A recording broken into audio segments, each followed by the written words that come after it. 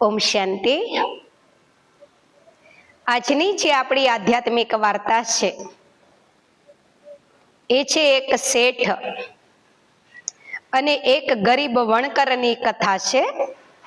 સુંદર કહાની છે કે એક ગામની અંદર એક શેઠ હતા, ખૂબ ધનવાન હતા, સુખી હતા અને એ જ ગામની અંદર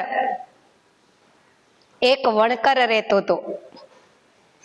એ અને એના પત્ની બહુ ઈમાનદાર માણસ હતો। આખો દિવસ એ વણકર સંચેથી રૂ કાતી કાતી અને વસ્ત્ર બનાવે અને એમાં એના ઘરનું ગુજરાન ચાલે। બે પતિ પત્ની બહુ સારા હતા, સત્યવાદી, દયાળુ, ઈમાનદારીથી જીવવા વાળા, ક્યારેય કોઈનું લઈ લેવાની ખાવાની ભાવના ન રાખવા વાળા હતા। હવે બન્યું એવું કે એક દિવસ એ ગામના જે શેઠ હતા એ શેઠના ત્યાં એના દીકરાના લગ્ન હતા।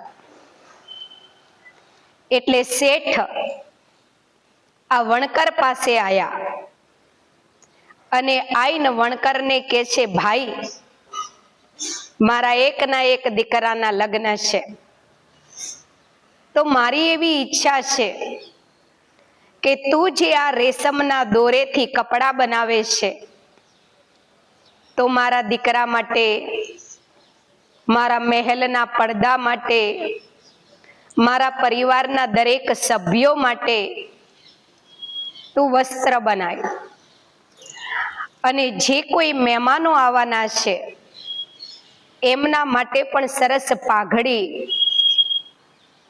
સુંદર સુંદર વસ્ત્રોથી બનાય। પેલા વણકરે વિચાર્યું કે એવડા મોટા બંગલાના પડદા, ઘરના બધા સભ્યોના વસ્ત્રો અને મહેમાનો માટે બધી પાઘડીઓ બનાવવાની છે, તો આ તો કેટલો બધો મોટો ઓર્ડર છે અને એ પ્રમાણે કેટલો બધો સામાન જોઈએ ત્યારે આ બધું બને। હવે એ તો સાધારણ માણસ હતો, રોજના એક બે વસ્ત્રો બનાવે, એમાં એક બે વેચાય અને એમાં એના ઘરનું ગુજરાન ચાલે। એની જોડે વધારે કોઈ ધન સંપત્તિ નથી। એ શેઠને કહે છે વણકર કે શેઠજી, તમે મને આટલો મોટો ઓર્ડર આપો છો એ બદલ તમારો ઘણો ઘણો ધન્યવાદ, પણ તમારો આટલો મોટો ઓર્ડર પૂરો કરવા માટે મારે એટલું કલર, એટલું રૂ, એટલા દોરા બધું ખરીદવું પડશે। તો એ માટે થઈ અને શેઠજી થોડા પૈસા જો અગાઉથી મળી જાય તો સારું। શેઠની સાથે બે ત્રણ નોકરો હતા, મુનિમ હતા। શેઠે કીધું, કેમ હું ગામ છોડીને ક્યાંય નાસી જવાનો છું? તારા પૈસા તને નહીં આપું તે તું અગાઉથી પૈસા લેવા માંગે છે? વણકરે નીચી નજરો કરી દીધી, કાંઈ ના બોલ્યો શેઠની સામે, બે હાથ જોડીને ઊભો રહ્યો। શેઠે કીધું કે પહેલા બધા વસ્ત્રો તૈયાર કર અને લગ્નની તારીખ પહેલા બધું તૈયાર થઈ જવું જોઈએ। પહેલા તું અમારો માલ તૈયાર કરીને આપ, ત્યારબાદ તને પૈસા મળશે। વણકર કે છે ભલે। શેઠજી વયા ગયા। હવે વણકર એની પત્નીને કહે છે કે આટલા બધા વસ્ત્રો તૈયાર કરવા માટે બજારમાંથી એટલું મટીરિયલ લાવવું પડશે, તો હું બજારમાંથી મટીરિયલ લઈ આવું અને દિવસ રાત આપણે મહેનત કરીશું, ત્યારે લગ્નની તારીખ સુધી આપણે આ ઓર્ડર પૂરો કરી શકીશું। આપણો ઓર્ડર પૂરો થઈ જશે ને તો કેટલા બધા પૈસા આવશે. દર ચોમાસે આપણે જે ઘરમાં પાણી પડે છે એ થોડી સતે આપણી હમી થઈ જશે અને થોડું સુખેથી જીવને આપણે જીવી શકીશું. એની પત્ની કહે છે, હા હા, હું તમને મદદ કરાઈશ. વણકર બજારમાં ગયો અને ત્યાં જઈ અને બાકી પૈસે માલ બધો ખરીદીને લઈને આવ્યો. ઘરે આવ્યા પછી આખો દિવસ રાત્રે મોડા સુધી વસ્ત્રો બનાઈ કરે. એની પત્ની કહે છે કે આમનામ તો તમે બીમાર થઈ જશો, તમે થોડો આરામ તો કરો, શાંતિ શાંતિ આરામ કરતા કરતા બનાવો. વણકર કે છે, નહીં નહીં, આપણી જોડે આરામ કરવાનો સમય નથી. શેઠના સ્વભાવને તો તું જાણે છે ને. જો સમયસર આપણે એમને માલ બનાવીને તૈયાર નહીં આપીએ તો એ ગુસ્સે થઈ જશે અને કદાચ આપણને પછી પૂરતા પૈસા ન આપે. થોડા દિવસની જ વાત છે ને, પછી આરામ જ કરવાનો છે ને.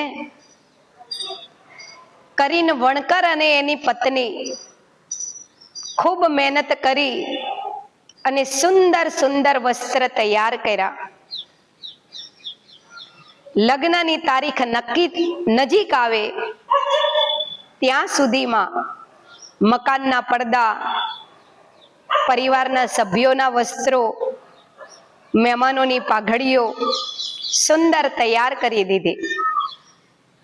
અને વણકર એ બધો માલ લઈ અને ખુશી ખુશી શેઠની હવેલીએ દેવા જાય છે. એની પત્નીને કહે છે કે સરસ બધા વસ્ત્રો તૈયાર થઈ ગયા છે, માલ તૈયાર થઈ ગયો છે, તો હું શેઠની હવેલીએ દેતો આવું અને પૈસા લેતો આવું. કારણ કે બજારમાં આપણે બાકી પૈસે માલ લાયા છીએ ને, એ લોકોને જરૂર પડે ધનની. પત્ની કહે છે ભલે. શેઠના ત્યાં હવેલીએ ગયા ભાઈ. વણકર ભાઈ હવેલીએ ગયા, શેઠ બેઠા હતા.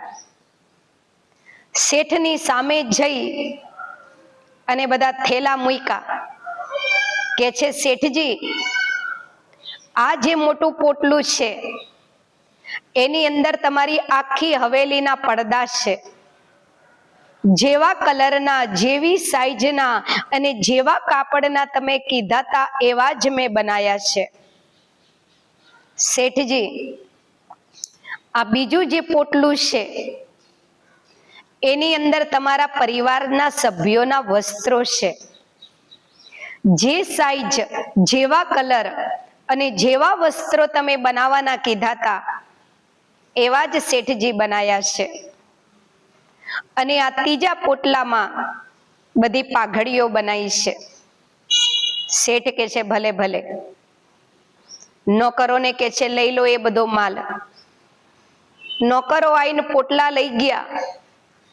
વણકર ભાઈ એમના ઉભા રહેલા. શેઠે કીધું, જા, તું જઈ શકે છે. વણકર કહે છે કે ભાઈ શેઠજી, થોડા પૈસા મળી ગયા હોય તો સારું હતું. શેઠ કે છે, હું તારા પૈસા લઈને ક્યાંય નાસી જવાનો છું? આ જ ગામમાં રહેવાનો છું ને. અત્યારે લગ્નના કામમાં હું બહુ બિઝી છું. અત્યારે તું જા, લગ્ન પછી આવજે. વણકર કે છે ભલે. બચારો ઉદાસ થઈ ગયો, દુખી. રસ્તામાં વિચારતો વિચારતો જતો તો. શેઠે થોડા પૈસા આપી દીધા હોત તો જેની જેની જોડેથી ઉસીતો માલ લીધો છે એને હું આપી દેત અને ઘરમાંય થોડી મદદ થઈ જાત. કાંઈ વાંધો નહીં, 2 દી પછી લગ્ન છે ને. જેવા લગ્ન પતી જાય એટલે હું જઈશ પૈસા લેવા. વિચારતા વિચારતા ઘરે જાય છે. જેવા એની પત્નીએ એના પતિને જોયા તો કે છે, આપી આયા માલ શેઠજીને? તો કે છે હા. શેઠજીને પસંદ આયા? પડદા વસ્ત્રો બધું. તે કે છે હા શેઠજીને બહુ પસંદ આયા. તો પૈસા આપ્યા આપણા? એનો પતિ કે છે નહીં, શેઠજી એવું કહેતા હતા લગ્ન પછી લેવા આવજો. એની પત્ની કે છે પણ આપણે કેટલી જરૂર છે કેવું તો તું તમારે શેઠજીને. તે કે મેં કીધું પણ તોય એ ના માન્યા. એમની પત્ની કે છે કાંઈ વાંધો નહીં, 2 દિવસ જ છે ને, 2 દી પછી લગ્ન પતી જાય એટલે લઈ આવજો પૈસા. કરતા કરતા દીકરાના લગ્ન પૂરા થયા. લગ્ન પૂરા થયા એના બીજા દિવસે વણકરભાઈ હવેલીએ ગયા. નોકર હવેલીના દરવાજે ઉભેલો. પૂછે છે વણકરભાઈને અંદર ક્યાં જાઓ છો? તો કે છે શેઠજી જોડે મારા પૈસા લેવા. વણકર કે પેલો નોકર કે છે અહીંયા ઉભા રહો, હું અંદર જઈને પછી આવું, તમને કહું ત્યારે તમે જજો. નોકર અંદર જઈને આવ્યો બહાર. આઈને કે છે શેઠજી હાજર નથી, કાલે આવજો. વણકર ભાઈ કે છે ભલે. પાછો ગયો બચારો. બીજે દિવસ થયો, બીજે દિવસે આવ્યો અને બીજે દિવસે નોકર ના જ પાડતો હતો. પણ વણકરે વિચાર્યું કે શેઠ અંદર ઘરમાં જ છે, કાલે ઘરે હતા તોય મને નતા મળ્યા, આજ તો મારે મળવું જ પડશે. નોકરના ના પાડવા છતાંય વણકર ભાઈ અંદર ગયા અને જયા શેઠ હિંડોળે બેઠેલા. જઈને કે છે શેઠજી મારો જે માલ તમને મેં બનાવીને આપ્યો, તમારો માલ પડદા વસ્ત્રો એના પૈસા લેવા હું આવ્યો છું. શેઠજી કે છે કે મેં તને કીધું ને હું કોઈ ગામ છોડીને નાસી જવાનો છું, તારોય હિસાબ કરીને આપી દઈશ. આ લગ્નની અંદર જે બધા ખર્ચા થયા છે એ બધાના હિસાબ કરી કરીને હું આપું જ છું પૈસા બધાને, મંડપ વાળાને, રસોઈ વાળાને, તારો હિસાબ કરીશ એટલે તને આપી દઈશ. પેલો વણકર કે છે શેઠજી તમારી વાત સાચી, પણ મેં જેની જોડેથી બાકી પૈસે માલ લીધો છે એ લોકોને હવે પૈસાની જરૂર છે, તમે આપી દો પૈસા તો સારું. શેઠ કે છે નહીં નહીં આજ નહીં મેર આવે, 2 દી પછી આવજે. ઉદાસ થઈ ગયો, ઘરે પાછો ગયો. 2 દી થયા. મનમાં વિચાર્યું કે હવે એવા સમયે શેઠ જોડે પૈસા માંગવા છે જ્યારે 2-4 વ્યક્તિ એમની પાછળ હાજર હોય, જેથી શરમના માર્યા શેઠ પૈસા આપી દેશે. એક દિવસ શેઠના ત્યાં બધા મહેમાનો આવ્યા હતા. વણકર ભાઈ તપાસ જ કરતો હતો ક્યારે શેઠની આજુબાજુ જાજા લોકો હોય. ખબર પડી કે આજે મહેમાનો છે હવેલીમાં. એ જ દિવસે વણકર ભાઈ ગયા. મહેમાનોની વચ્ચે શેઠ બેઠેલા અને વણકર ભાઈ શેઠની સામે 2 હાથ જોડીને ઉભા રહ્યા અને કે છે શેઠજી તમે મારા માલના પૈસા મને આપો. શેઠે કીધું કયા માલના? પેલો વણકરે કે છે શેઠજી આ હવેલીમાં જે તમે પડદા લગાયા છે એ મેં બનાયા છે, લગ્નમાં તમે જે વસ્ત્રો પહેર્યા હતા એ મેં બનાયા હતા, અને આ બધા માલના પૈસા બાકી છે જે લેવા માટે હું આવ્યો છું.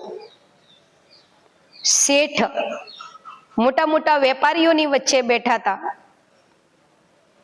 અને એટલા બધાની વચ્ચે શેઠ કહે છે કે તારા જેવા સામાન્ય ગરીબ જોડે હું બધું બનાવડાઈશ? હું મોટો આવડો મોટો નગર શેઠ, અને મારા ઘરના પડદા મારા વસ્ત્રો મેં તારી જોડે બનાવડાયા છે? કેમ ખોટું બોલે છે? મેં કોઈ તારી પાસે વસ્ત્રો નથી બનાયા અને તું કોઈ મારી જોડે પૈસા નથી માંગતો. નોકરોને કે છે આને બહાર કાઢો હવેલીની. જેવું સાંભળ્યું વણકરે કે શેઠની નીતિ નહીં પૈસા દેવાની, એના તો પગ નીચેથી જમીન સળકી ગઈ. મનમાં વિચાર કરવા લાગ્યો, હવે શું કરીશ? બહુ દુખી થઈ ગયો, આંખમાંથી પાણી આવવા લાગ્યું. બે હાથ જોડીને કે છે, શેઠજી તમે તમારા માણસો જોડે આયા હતા, યાદ કરો. આ બધા વસ્ત્રો મેં મારા હાથે તમને બનાવીને આપ્યા છે. શેઠ કે છે, પાગલ તો નથી થઈ ગયો ને? નોકરોને કે છે, આને હવેલીની બહાર કાઢો. ધક્કા મારીને વણકર ભાઈને હવેલીની બહાર કાઢે છે. એ ઉદાસ દુખી ઘર તરફ ગયો. જેવો ઘરે પહોંચ્યો, એના પતિની હાલત દુખી ઉદાસ જોઈ એની પત્નીએ તરત પૂછ્યું, શું થયું? કેમ આટલા બધા દુખી ઉદાસ છો? જે કઈ હવેલીમાં થયું તું એ આપ વીતી એની પત્નીને કીધી. એના પત્ની કે છે, હરામી છે શેઠ તો, ભગવાન એને નહીં છોડે, એના કરેલા કર્મ એને ભોગવવા જ પડશે. વણકર ભાઈ કે છે, એ તો ઠીક, પણ મને એ નથી સમજાતું કે જેની જોડેથી આપણે બાકી પૈસે માલ લીધો છે એને આપણે પૈસા કેવી રીતે આપીશું? એની પત્ની ઘરમાં ગઈ અને એક પેટીમાંથી નાની પોટલી કાઢીને લઈને આવી. આઈને કે છે, તમે આ ઘરેણા વેચી દો અને એમાં જે પૈસા આવે એ તમે જે બાકી આપણે માલ લાવ્યા છીએ એમને આપી દો. ભાઈ કે છે, આ ઘરેણા તો તારા પિયરના છે, તારી માની યાદગાર છે, એ કેવી રીતે હું વેચી શકું? એની પત્ની કે છે, વાત તમારી સાચી, પણ આપણી ઇજ્જત કરતા વધારે ઘરેણા નથી. આપણે પૈસા નહીં આપીએ બજારમાં વેપારીઓને તો આપણી ઇજ્જત શું રહેશે? તમે ઘરેણા વેચી દો, પૈસા બધાને ચૂકવી દો. આપણી પાસે જ્યારે વધારે ધન એકઠું થશે ત્યારે આપણે નવા ઘરેણા બનાવી દેશું. વણકર ભાઈ ઘરેણા લઈને ગયા. ઘરેણા વેચીને એમાંથી જે પૈસા આયા એ અમુક વેપારીઓને ચૂકવા, પણ તોય હજુ નામું પૂરું ન થયું. ઉદાસ દુખી ચિંતા કરતા કરતા આવતા હતા. શું કરીશ? કેવી રીતે હવે આ બધું નામું ભરીશ? એક ઝાડ નીચે સંત બેઠા હતા. ત્યાંથી જ્યારે આ ભાઈ પસાર થયા, સંતની નજર આ દુખી આત્મા ઉપર પડી. સંતે પૂછ્યું, કેમ ભાઈ આટલો બધો ઉદાસ દુખી છે? જીવનમાં જે કઈ પરિસ્થિતિ આવી હતી એનું સંત સામે વર્ણન કર્યું.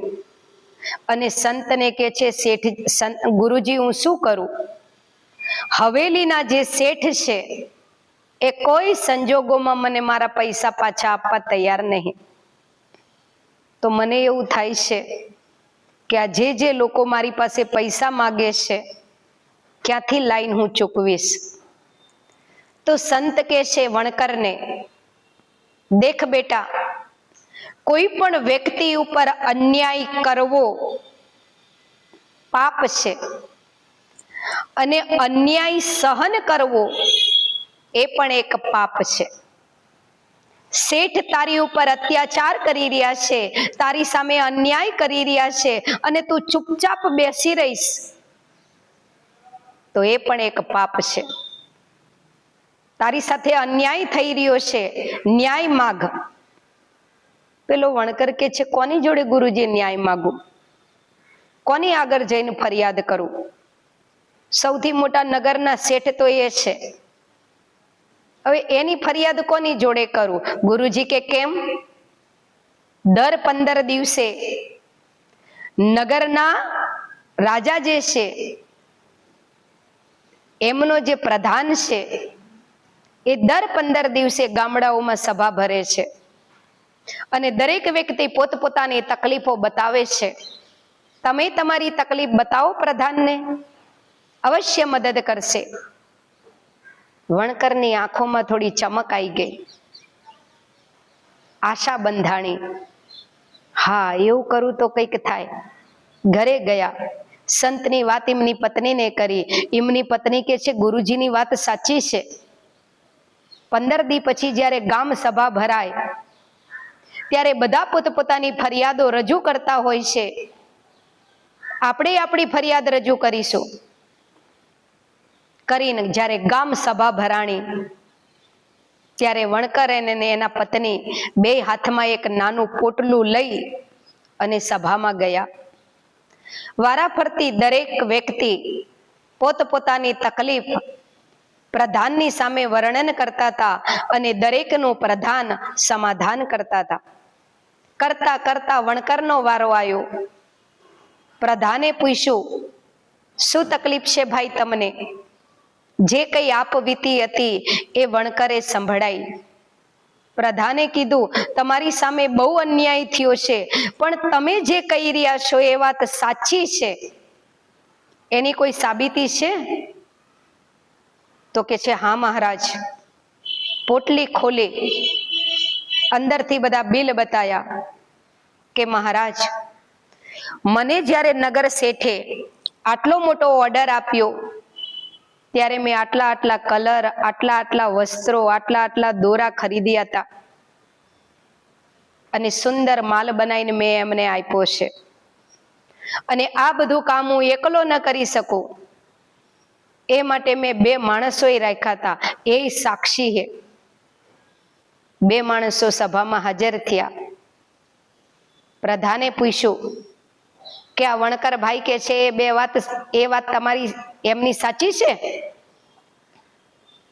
પેલા 2 માણસોએ વિચાર્યું કે આપણે કાંઈ બોલવું નહીં. શેઠને જો ખબર પડી જાય ને કે એમની વિરુદ્ધ આપણે ગવાહી આપી છે તો આપણું તો આઈ બને પછી ગામમાં.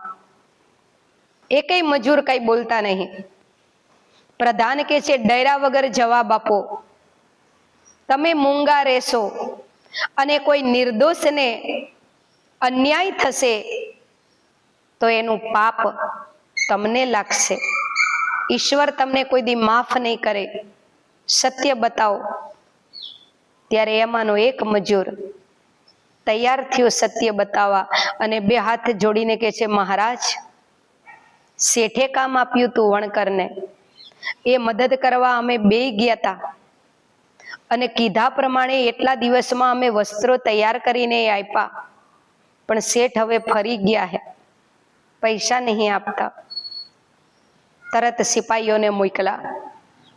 નગર શેઠને સભામાં હાજર કર્યા અને નગર શેઠને પ્રધાન કહે છે કે તમે આ વણકર જોડે કામ કરાયું અને તમે એની મજૂરીના પૈસા નથી આપ્યા.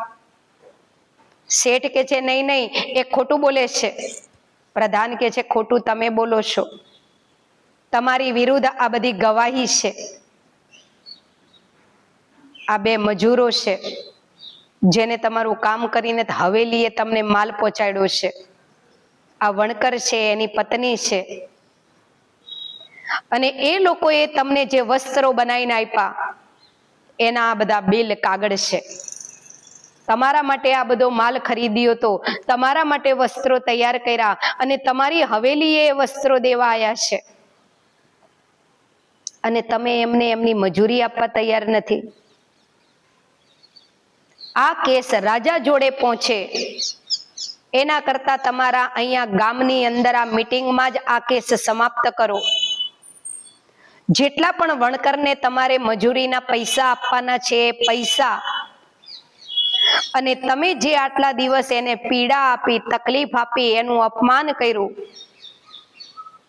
એ તમારું જે કર્મ છે એનો દંડ રૂપે બીજી 12 સોના મોરો તમારે આ વણકરને આપવાની છે. શેઠે વિચાર્યું કે જો હું હા નહીં પાડું તો આ કેસ રાજ દરબારમાં જશે, રાજાની સામે, અને રાજ દરબારમાં એટલા મોટા મોટા વેપારીઓ સામે મારી કોઈ ઇજ્જત નહીં રહે. એના કરતા હા પાડી દેવા દે. શેઠે પોતાની ભૂલ સ્વીકાર કરી. જે કઈ વણકરની મજૂરી થતી હતી એ મજૂરી અને એની સામે એને જે આ તકલીફ, દર્દ આપ્યું હતું એ દંડ રૂપે 12 સોના મોરો વણકરને આપે છે. અને જેવા વણકરના હાથમાં એની મજૂરી અને 12 સોનામોરો આવી, હર્ષના બે પતિ પત્નીના આંખોમાં આંસુ આવી ગયા. મનમાં વિચારવા લાગ્યા, સંતની વાત સાચી છે, અન્યાય સહન કરવો એ પણ એક પાપ છે. ન કોઈને અન્યાય કરવો કે ન કોઈ અન્યાય કરે તો સહન કરવું, હંમેશા અન્યાયનો સામનો કરવાનો હોય. સંતની વાત આપણે માન્યા તો આપણને આપણી મહેનતનું ફળ મળ્યું. વણકર અને એમના પત્ની પ્રધાનને નમસ્કાર કરી સભામાંથી ઘરે જાય છે. અને સૌથી પહેલા વણકર જેટલા વેપારીઓ પૈસા માંગતા હતા એની પાસે એને જઈને ચૂકવી દેશે. જે બે સાથી ભાઈઓએ એને મદદ કરી હતી એને મહેનતાણું આપે છે. અને બાકી રહેલા પૈસા એના પત્નીના હાથમાં આપે છે કે દેખ, આ આપણે જે મહેનત કરી એનું આપણને ફળ. તારા ઘરેણા વેચી દેવા પડ્યા હતા ને, તને જેવા ગવે એવા ઘરેણા તું બનાવજે. પતિ પત્ની ખુશ થઈ ગયા. આ જે વાર્તા છે એ વાર્તાનો સાર શું છે કે માની લો કે ઈશ્વરે આપણને ધન, સંપત્તિ, પદ, પોઝિશન થોડી ઊંચી આપી છે, તો એનું એટલું અભિમાન ન કરો, કોઈ ઘમંડ ન રાખો, કોઈ ગરીબને તકલીફ ના આપો. ઈશ્વરે આપણને પદ, પોઝિશન, ધન, સંપત્તિ વધારે આપી છે, તો ગરીબને 2 રૂપિયા મદદ કરવાની ભાવના રાખો. સાધારણ વ્યક્તિને 2 રૂપિયા મદદ કરીને ઊંચો ઉઠાવવાની કોશિશ કરો, પણ ક્યારેય કોઈ ગરીબનું ન લો. કારણ કે એની જે આંતેડી દુખશે, એની જે હાય લાગશે, એ આપણને આ જન્મ તો શું પણ પછીના જન્મમાંય સુખ નહીં આપે. એટલે વણકરની જેમ નીતિથી જીવન જીવવું. નીતિથી જીવન જીવવામાં થોડી તકલીફ પડશે, પણ જીવન સુખમય બનશે. અને જો શેઠની જેમ અનીતિથી જીવન અપનાયું તો અનીતિથી જ્યારે જીવન જીવીએ છીએ ત્યારે કોઈ વાર આપણી જીત થાય છે, પણ છેલ્લે તો પરાજય અને દુઃખ જ મળે છે. તો નીતિથી જીવન જીવવું. આ વાર્તા જો સારી લાગે તો સાથી મિત્રોને મોકલજો. અને આ વાર્તા આપ ભાઈ બહેનો ક્યાંથી સાંભળો છો એ ખાલી તમારા ગામનું નામ અવશ્ય જણાવશો. વિડીયો સારો લાગે તો લાઈક કરશો. આવી જ આધ્યાત્મિક વાર્તાઓ અમે આપને આગળ પણ સંભળાવતા રહેશું. ઓમ શાંતિ. ધન્યવાદ.